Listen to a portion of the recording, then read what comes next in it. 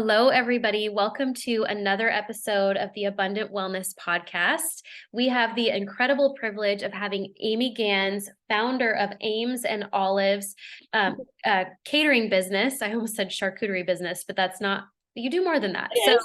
Yeah, you can. It is a charcuterie business. It's her cheese biz, as she calls it. And she is phenomenal at it. Oh, But the reason that we have Amy on the podcast today is because we are continuing the series on shame. And this episode is all about really overcoming shame in the area of infidelity, adultery, brokenness in marriage. And so it is a heavy topic. So we may break it up with some laughter kind of throughout because Amy's hilarious and that's what she I'll does. do it. Um, but it's going to be powerful because Amy, your story and how you've chosen to walk out this journey with your boys and with your now ex-husband, it has not been without blood, sweat, and tears, but you've really chosen a high road in this process. And I think really helping people to see that there is a way through, there is a way out, and that it doesn't have to mean that you stay broken. It doesn't have to mean Right. that everything is falling apart forever. And so I just want to give you permission to share whatever you feel comfortable sharing with. I know that I have several listeners that are going to just be so blessed by your story.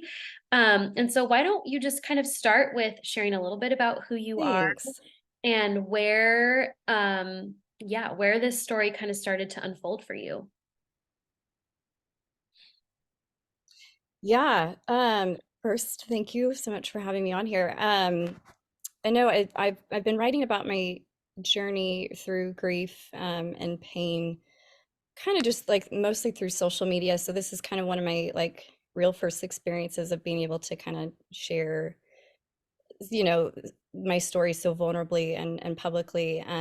But I always kind of knew that I had wanted to. And so Um, I'll kind of take us back. I'll give you the, for sake of time, like the Cliff Notes version, because we could be here for forever. But it kind of really went back to 2019, where it started. And it's interesting because, like, people will say that, 2020, the start of the pandemic, was like the worst year that anybody ever lived through. And I would, looking back, relive 2020 1,000 times over what 2019 did to me. And so kind of what happened, I had been married for 13, 13 years before my divorce finalized and was a ministry family. We have three beautiful boys. And so this really all started about, yeah, 4 or 5 years ago. And there had been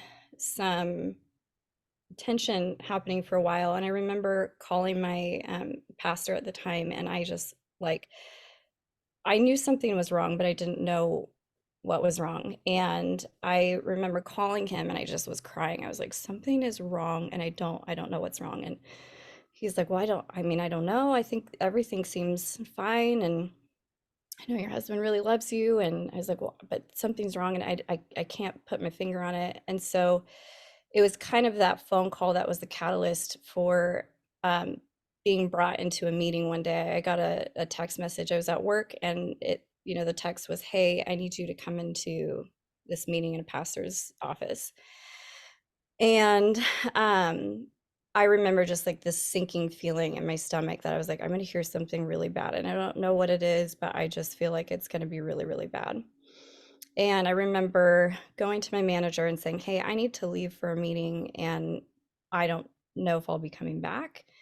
And she said, well, what do you think you're going to be hearing in this meeting? And I said, I mean, I don't know. I said, maybe my husband is having an affair. Maybe he's had an affair. And she was like, yep, you definitely won't be coming back to work. And Right. so, yeah, so I I wasn't prepared for what I was going to find out in this meeting. And so I leave work and I show up and it's, our pastor, his wife, and my husband. And um, I sit down. Nobody can really look me in the eyes. And, pastor moves a box of Kleenex in, on the coffee table, like kind of towards me before anything had even come out. And I sit down next to his wife. I like pull my knees up to my chest, like just kind of like tuck myself in a ball.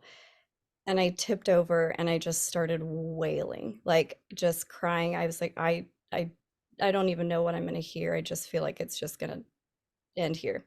Yeah. And so in that meeting, short version, they had brought him in and out for a period of about an hour and a half for me to find out really about every affair that he had had over the course of 7 years. And the worst part was like I knew several of these women, and Mhm. one being like my best friend in the church, and one being a family member, one being people that like I was close to. Mhm. Um and it's interesting because a lot of women, when they find out about, they kind of refer to it as like the day of discovery. And when they find out about, their husbands like indiscretions, a lot of them actually feel almost a sense of relief because they like their radar was coming out, or Yes. was up, like, or Yeah. they had this intuition that something was wrong. And so when they find out the truth, they actually feel this like sense of relief that like I'm not crazy. I can trust Right. my intuition. I never had that. So I never like my radar was never up for that. Never had questioned his integrity that way. And so to find out in one meeting, to feel like, wow, my whole almost the entirety of my marriage has been this like huge lie, was like the most devastating, debilitating experience that I had ever Right. like lived through. And I remember even just like feeling like I had to introduce myself, like, hi, I'm so and so, and I don't know you, and I don't know this person. Um, and so it was after that, he left, we separated. Um, and so I just remember driving home and not knowing what to do, and I know later, like sitting in therapy, you learn about like the 5 stages of grief, and I remember I just was in such this state of shock. I sat down on my floor. I came home, I sat down on my living room floor, and I couldn't move, and I literally was like, I don't even know who to call.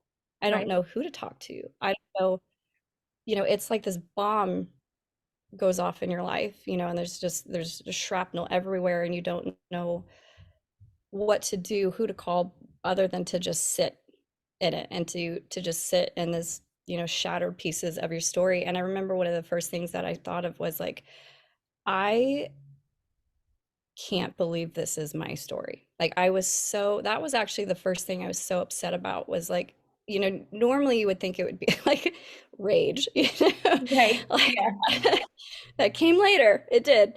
But like the first thing that I remember experiencing was like these feelings of humiliation, of like, how could I be so blind, or how could I be so stupid that I missed this for Mhm. almost a decade? How did I not see this? How did I not see the signs? How did it like, Right. um, and not like, I always joke that, I pay to be blonde, but I don't think I'm like a total dummy. I just, Right.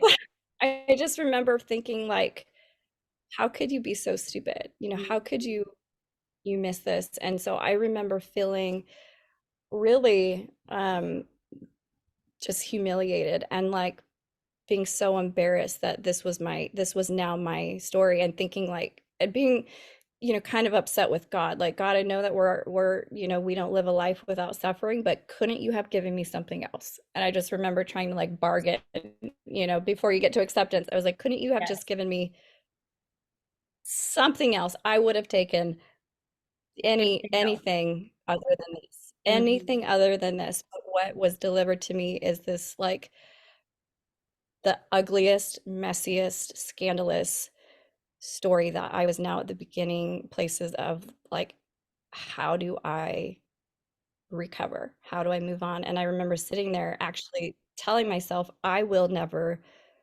recover from this. I will Mhm. never, like, there's nothing worse than this. Like and feeling the pain and the affliction in your own body before it Mhm. really starts to break down due to trauma. I was like, this is it. Like, I won't recover. I won't live life beyond this. And so that was really kind of the starting points of where everything just got really, really, really dark. So yeah, Absolutely. and yeah, and because we were, talking about shame, really that was kind of like where it started for me is I felt I was so embarrassed that I didn't know who to talk to, so I felt really isolated. And I think that that's really where shame first started, or where it really kind of crept in for me, was that it caused me to feel really alone in this journey, and I didn't know anybody that had lived through this experience like my mother had. um and so I had my mom, but like I didn't have anybody outside, my circle, that I think would really understand or really Right. know, or who can I talk to, or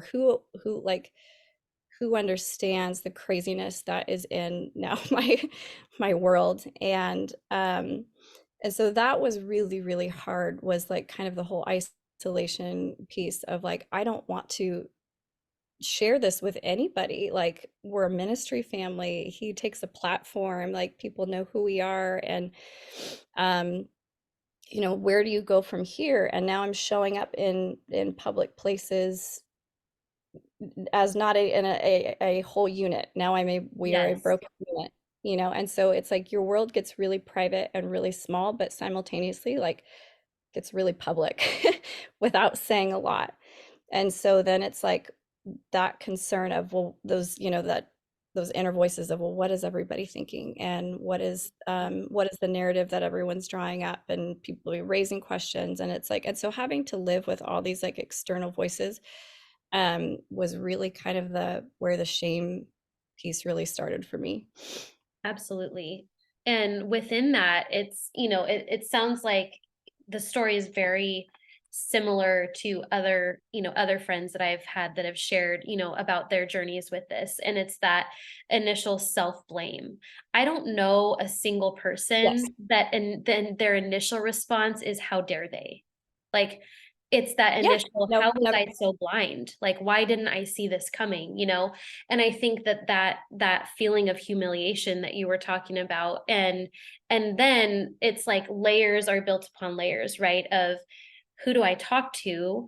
And all of a Yes. sudden you're calculating, if I share this with them and I'm carrying all of this shame, and let's say they're of the mindset that everything has to be reconciled and you have to just stick it out and you have to put up with it. Like, there's some old school thoughts about that may work in some situations, but absolutely don't in others, Right. depending on how healthy the person is and how much they're willing to work through a process, because there is 100% a reconciliatory process that has to happen, um, 100%.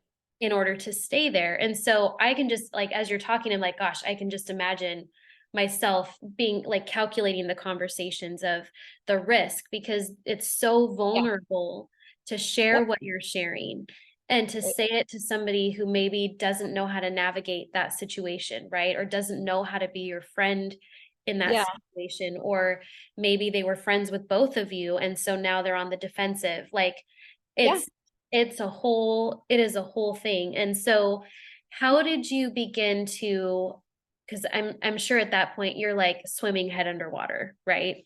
Oh Of yeah. all Yeah. of the emotions. And so how did you begin to reach out for, like, I know that I need to start talking to somebody, like I need to start working through this, and how did you kind of start to open up about what had happened without, without publicly humiliating him? Because I know that that was one of your, kind of like your code of ethics, which was like, I'm not going to return Yeah. evil for evil. I'm not going to slander. I'm not going to cause you pain just because I'm in pain. Like, that's a Yeah. hard line to walk. It is an extremely hard line to walk. And so It's how very did hard. you kind of navigate through that? Yeah, it was a process. And I remember talking with this pastor right after that meeting. Like, I mean, I'm just sitting, like my world had literally just stopped, like completely blown up. And I remember this pastor looking at me and he said, Amy, he goes, I want you to make a promise to me. And I said, what's that? And he goes, I want you to um, make a promise that you won't reach out to any of these women. And I was like, absolutely not. Like, I was Yeah. like, Okay. Yeah. I am out for blood. No, I'm kidding. I mean, we made jokes. I was like, just keep me off an episode of Dateline. And I remember, but one of the things that was so pivotal, and I'm so glad he made me make this promise because he said, your heart is too big and too beautiful to be full of this much hatred. And he's like, and we're not going to abandon you to your trauma and to your grief and to your Mhm. pain. He's like, we're Wow. going to help you go through this. And so I think that that was kind of the first reassuring conversation that I had had of somebody saying, "Hey, we're not leaving you here. Like we're actually going to sit with you in this." And um, and having just experienced the biggest rejection of my life, right? Like infidelity is rejection, it's abandonment, it's and so I'm just now assuming like and knowing that this had happened to me with people that were close to me, I'm now questioning my own judgment. Like, can I be close to people? Can I let people in? Can I let people walk me through this? Can I let people sit with me? Like, who can I trust with the shattered pieces now of my life? Like, who is anyone safe enough to help me rebuild? Can I rebuild? Is this possible? And so this person kind of reached out to people on my behalf. And that doesn't happen for everyone. But I ended up just kind of getting these left field like phone calls and text messages of, hey, I'm so and so, somebody connected me with you and I really want to meet with you. And I really feel like I could, help give some wisdom into this journey. And like, Mhm. yeah, I mean, because you're in it for the long haul. Like this isn't like, I mean, when your life just falls apart and you feel like there's nothing worse than this, like it is a slow like rebuild, and Right. then and in the process of all of that, because your world is private and small, I'm now wondering like, well, who is safe? Who can I talk to that is gonna think like, because everybody has their own opinions until they've like lived through it. Like Right. everyone has an opinion on what they think they would do when this happens to them. So it's I've met people that were like, oh, well, if this is just me, I would never forgive this person and I would just be out. I would just divorce immediately. I'm just out. Like I, Mhm. would never, it's like it's almost this sign of disrespect to yourself to stay. Right.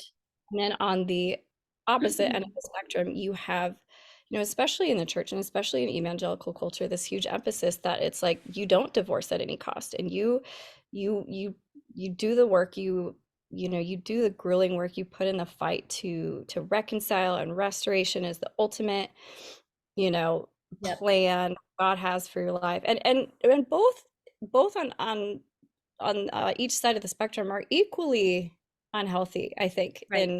Um, and so when I made this decision to forgive, to walk in forgiveness, to reconcile, because my husband had wanted to reconcile, he wanted to walk through the process of restoration and healing in his own life. And so we kind of had to now go on these separate journeys, of his through addiction and healing and mine through trauma. And so um having to do that privately and then wondering like, okay, well, who's going to be with me here? Who's going to be with him here? Who's going to see us both, whole? Like your team is very gets just really kind of small. And so but for the people that showed up for me, that it was actually really kind of surprising. And I don't know if this is like super common, but I just had a lot of left fielders that Right.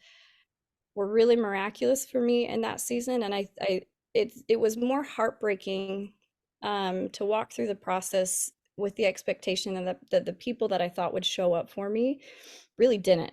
Mhm. And I lost a lot of loved ones in that season. And that Right. so it was like compounded this compounded year of more trauma and Yes. pain and more devastation and more relational brokenness that I didn't expect to walk Mhm. through post discovery day, Right.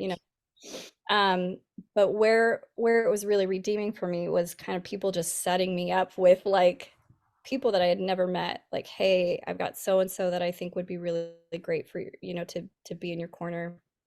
Um, and then one of the best things that I did for myself in that year to heal and at least try to recover, um, somebody got me plugged in with this support group that was local, didn't even know these existed. Um, and she said, hey, there's this community, there's this program it's a faith-based program. It's like your own 12-week Yeah, program right, that you go through, with a coach. And she goes, it's for wives, that have been betrayed, that have walked through betrayal trauma, that understand, how hard and devastating this is. And at that point, I was so like I had lost everything by this point that I was just willing to try anything. yeah, Like I knew that if I didn't take aggressive steps to heal, that I would probably sit in my own brokenness, forever. I know right, people that have been betrayed and have walked through broken marriages and they never recovered, and right, I've seen the bitterness in them literally decades later. And I think that right, that was helpful for me to see the picture of what that looked like and the years that it took on their life. And I remember seeing how much I like didn't want to be that person. I didn't want to be this way. I don't think I had it in me to be this person. And I think truthfully, like if I let that narrative, if I let what happened to me destroy my life, I think people actually would understand, you know. totally. Yep, But it just wasn't the narrative that I wanted to live. So I knew that if I didn't go after healing really aggressively, that I don't know if I ever would have. And so I joined this group, I joined this community of women. None of us know each other, and we had to do a lot of really difficult assignments. We mhm, had to be really, really vulnerable. And so that was the first place that I could really share my story. That was one of our homework assignments. We had to actually spend a week writing down our stories and then sharing them wow, publicly amongst this group of, women that I didn't know, and some of them had been, a year into their journey. Some of them had found out a week prior, and they just look ill, like right, the I think we're all just like the color in our faces is just gone, and right, we're all just physically ill. And so we all went around and we shared our stories. And I remember after I was done sharing mine, like the room was just really quiet. And one girl kind of just popped up and she just goes, damn, and it's like people recognize yeah. Like, the thank you so much for that. yeah, yeah, it was like, I don't know. It's as I bad as don't it know. sounds, isn't You're it? Yep, welcome. yeah, But it is. Yeah, I know. I was like, next. And yeah, so but for me to be able to write out this entire story down to the details, I think were kind of some of the first steps that I took in really becoming, um, I don't know, confident in knowing I could share with people that there are safe places, there are safe people. There are people that want to see you through. right, And, and I just honestly expected that people would just bail or they would, they'd be here for a little bit and like, well, these people betrayed me. So why wouldn't these people? And it's like, you're mhm, just in a really terrible headspace for a long time until really good redeeming people convince you otherwise. right, And so it was community like that that kind of helped me alleviate a lot of the shame of my story because I mean I think really um I mean some of the most powerful things you can say to somebody who's struggling is like I understand. I've been there, I get it. Like, me too. It's the whole Me Too movement. Like right, really are some of the most, I think, powerful things you can say to somebody in grief and in pain and when their life is, completely destroyed, is to say, like, I understand, and to like extend empathy was like the first time I realized I could let my guard down and I could say, Right, okay, I can, there's not, I can remove the wall, like I can right, share, I can, like, I'm not alone here in this journey. Like, I don't have to be isolated. I actually don't even have to be embarrassed and humiliated anymore. Like,